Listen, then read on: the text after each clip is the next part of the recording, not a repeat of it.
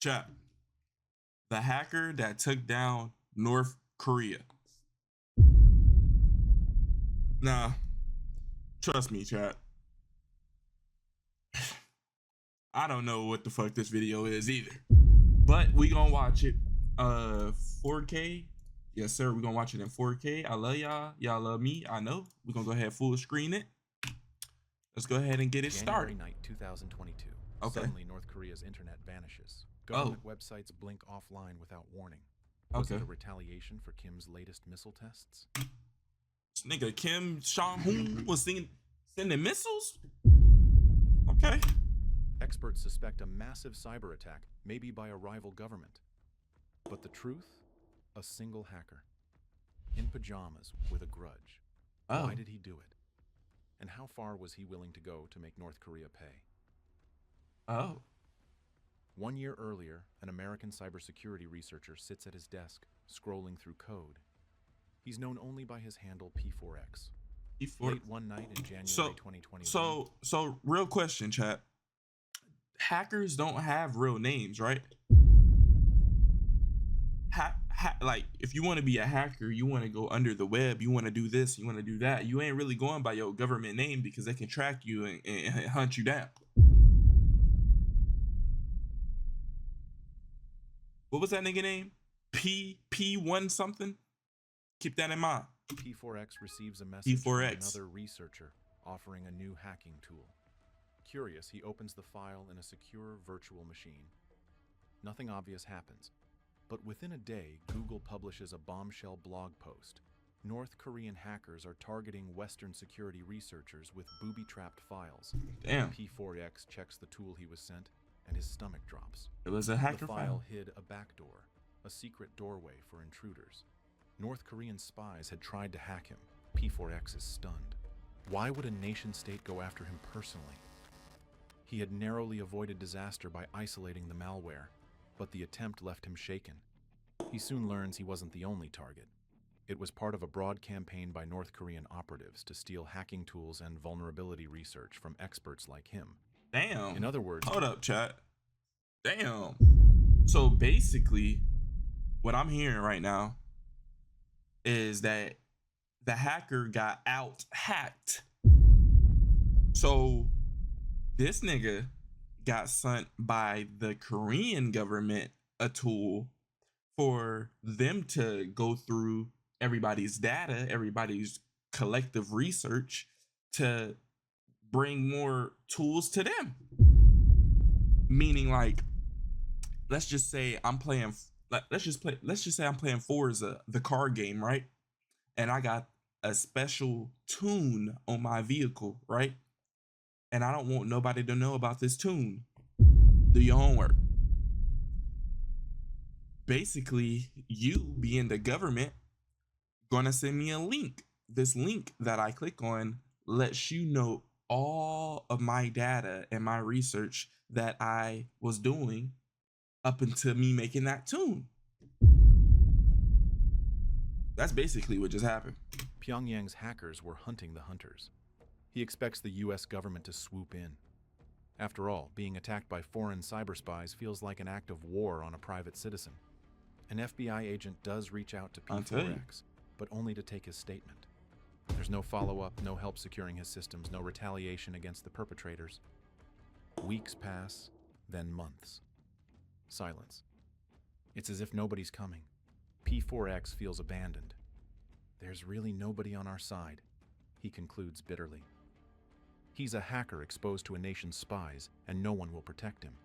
That's when a seed of resentment takes root. North Korea struck at him in secret and got away with it. P4X isn't the forgiving type. As the months go by, that seed grows into a plan. If the authorities won't avenge this breach, maybe he will. The idea seems almost crazy. A one-man counterattack against the most isolated regime on Earth. But the more P4X thinks about it, the more it feels not just possible, but necessary. Damn. By the end of 2021, his mind is made up. He'll strike North Korea himself. But can one man really take down a country's internet without getting caught? Oh no. Plot and P4X begins payback. quietly gathering intelligence. For once, he's the hunter. His target? North Korea's sliver of the internet. Few outsiders truly know what North Korea's online infrastructure looks like. What P4X discovers amazes him. The country's internet presence is tiny and fragile. Only a few networks and dozens of websites serve the entire nation. It's a digital house of cards, propped up by aging software and sloppy security. To a seasoned hacker, it's full of unlocked doors. Night after night, P4X scours North Korea's systems from afar. He probes servers, tests doors and windows in the code. Before long, he finds what he needs, vulnerabilities, and plenty of them. In fact, they're not even new vulnerabilities. They are known flaws that North Korean sysadmins never bothered to patch. Old versions of Apache and other software rife with holes. An outdated Nginx web server bug that collapses the system if you simply send it a weird header. To P4X, it's like North Korea left its front gates wide open. It's pretty interesting how easy it was to actually have some effect in there, he notes. The more he maps out their network, the more confidence he gains. He can do this. He writes custom scripts to automate the attacks. If one man is going to strike an entire country, automation is key. His code will scan North Korean servers, find which ones are online, then hit them with exploits to overload or crash them. It's a denial of service attack with surgical precision, like a digital guerrilla war. Every line of code is designed for one purpose: knock North Korea off the global internet. As he prepares, P4X operates in secrecy. He knows going vigilante is risky. If caught, he could face serious legal trouble under hacking laws.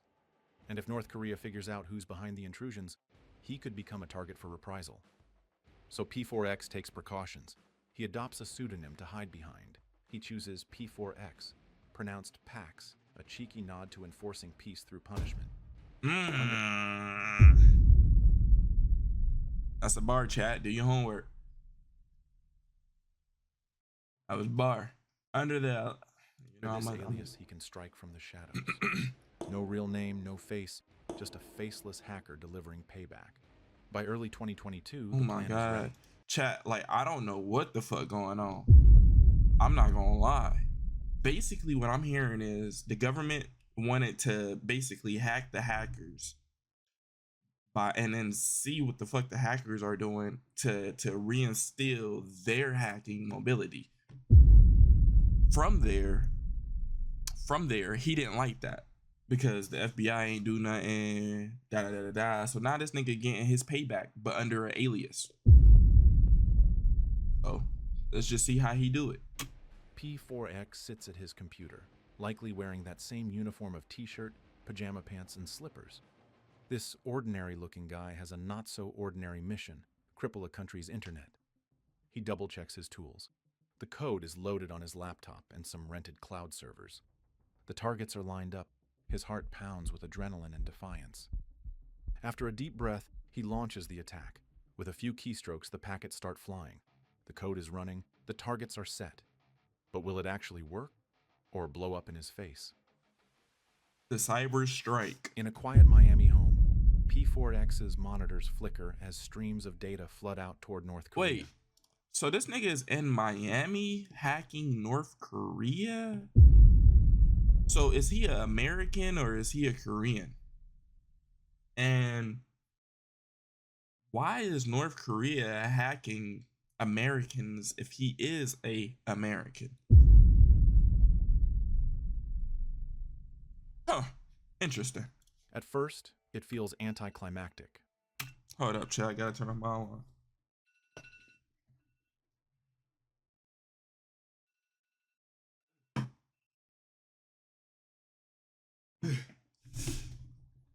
Just code running, no explosions, no immediate visual proof of impact. P4X queues up an alien movie on the TV to pass the time, munching on spicy corn chips, trying to act normal. Doritos. What you talking about? But every few minutes, he pauses the movie and shuffles to his home office to check the attack's progress. Each time, the news gets better.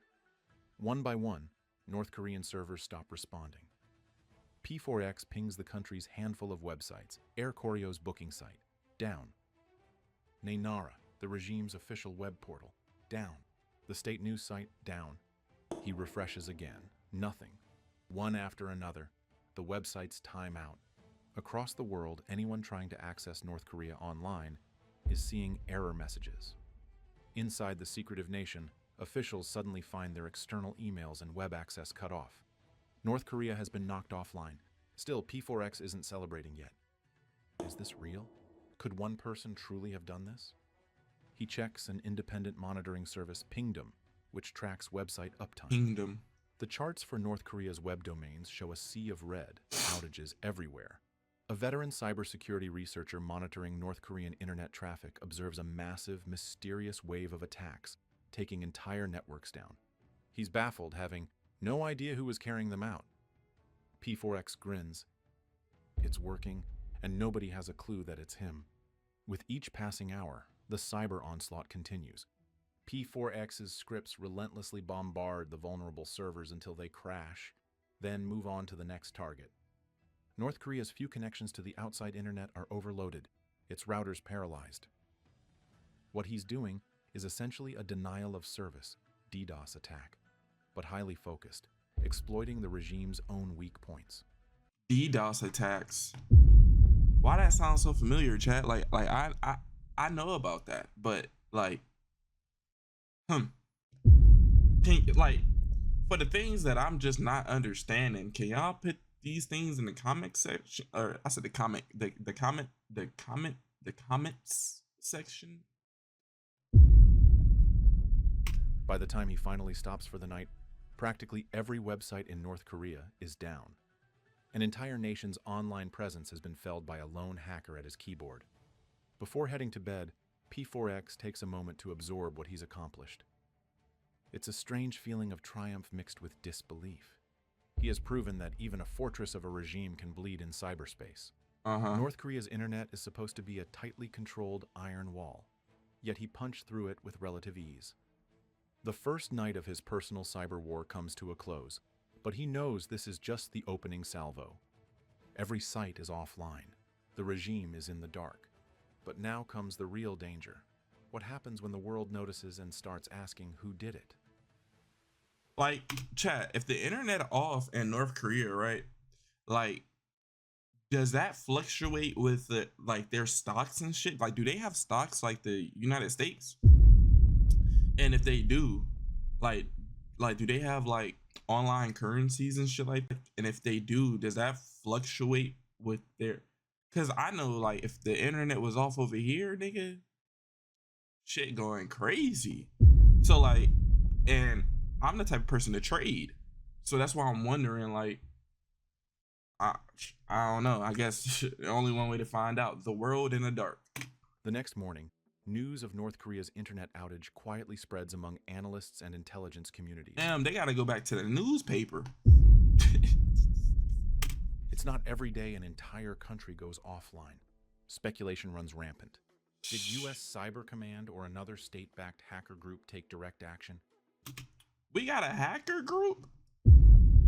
U.S. Cyber Command? I might have to do some research on that. I ain't never heard of that. U.S. Cyber Command? The timing is suspicious. North Korea had conducted a flurry of missile tests just days before. Some whisper that this must be a punitive cyber strike by a world power, a secret message telling Pyongyang to back off its saber rattling. North Korea's government, predictably, is silent. There's no public admission that anything is wrong. Inside the country, almost no ordinary citizens even realize the internet is down. They don't have access to the global internet in the first place. What? Fewer than 1% of North Koreans can ever go online beyond their domestic intranet. The outages mainly affect the regime's external propaganda websites and email servers, which cater to international audiences. Huh? Chat. North Korea? Okay, isn't North Korea ain't there a such thing as a communist country and what's the opposite of communist? I forgot. Meaning that there's no presidents, but there's only leaders and shit like that type shit.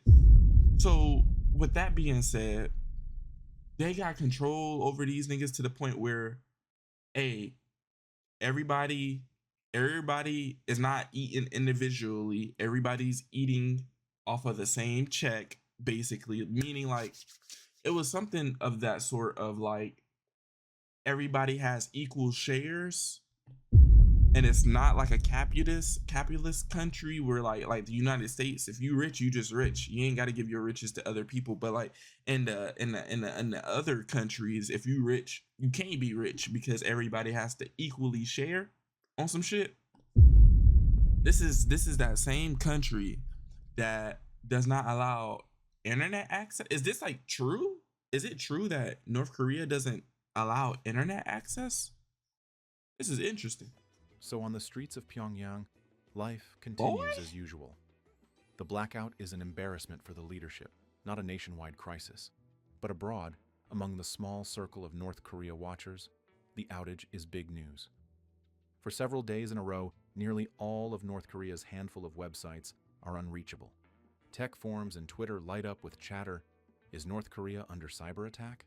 When some sites briefly come back online, they soon crash again. It's as if someone is toying with the regime's connection to the outside world, flipping the switch off and on. Yet no government claims responsibility. No one steps forward. This mystery only deepens the intrigue. Was it a new damn, form it's of just covert pressure by the US or South Korea? A retaliatory strike by hackers from an enemy state? The lack of answers creates an almost cinematic whodunit. Little does anyone suspect that the person holding North Korea's internet hostage is is one not a person nation's cyber army at all, but a lone hacker at home.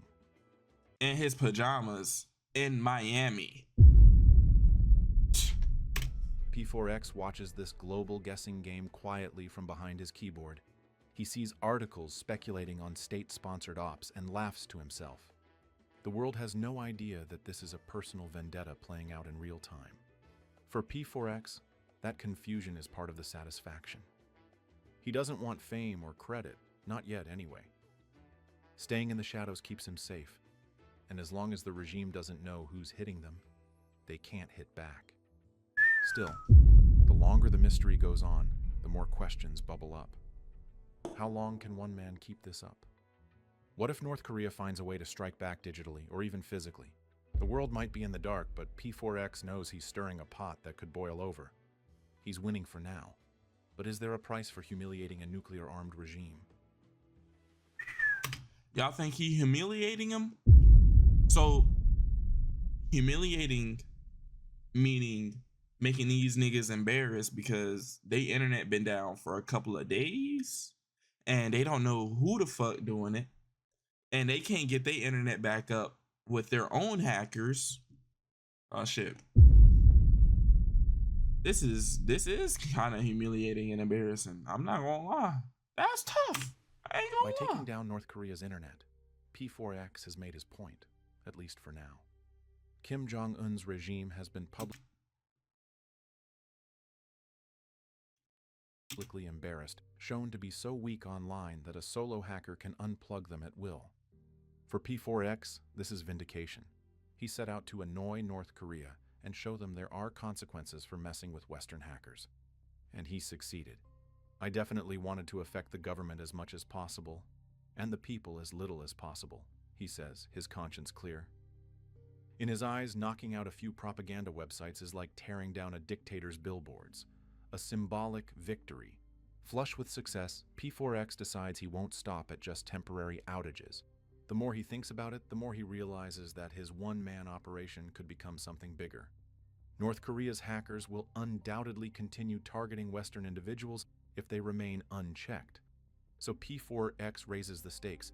He plans to go beyond just denial of service attacks. Next on his list, actually breaching North Korean systems, digging up secrets, and exposing sensitive information to the world. That's a If W. simply shutting off their internet got the regime's attention, imagine the impact of stealing their data. But P4X knows even he has limits alone.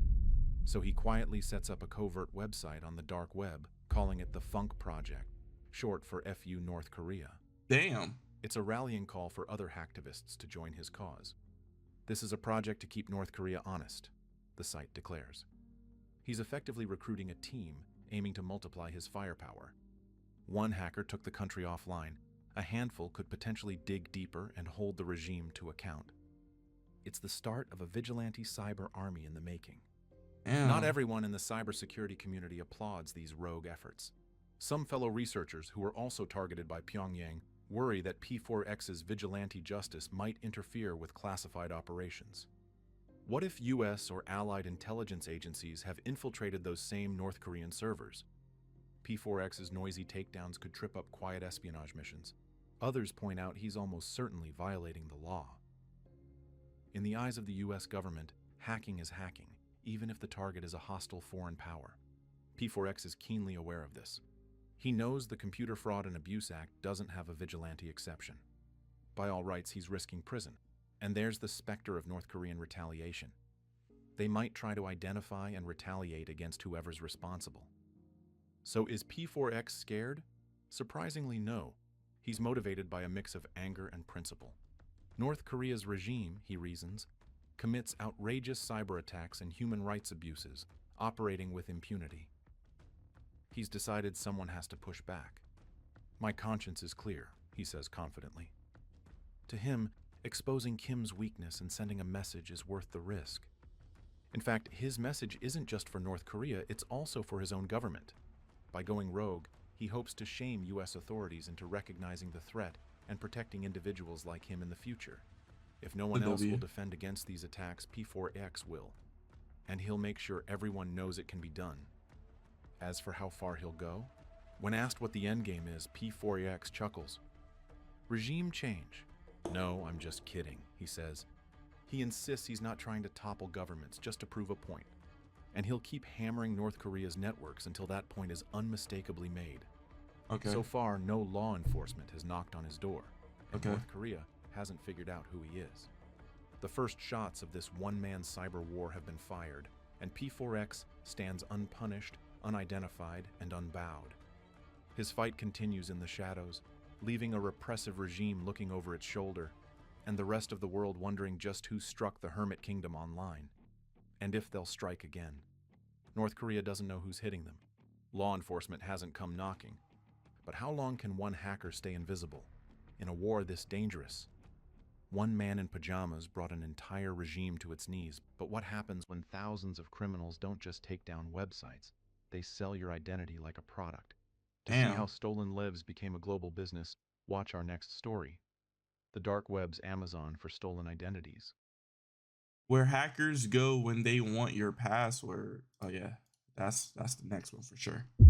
Hey man, if y'all like this video, go ahead and subscribe, like, let me know in the comments what I was talking about, because Lord have mercy, I was a little confused, but at the same time, I learned a little bit. So if y'all want to teach me a little bit more, go ahead and put the notes in the comments, and I'm gonna be reading them. I love y'all.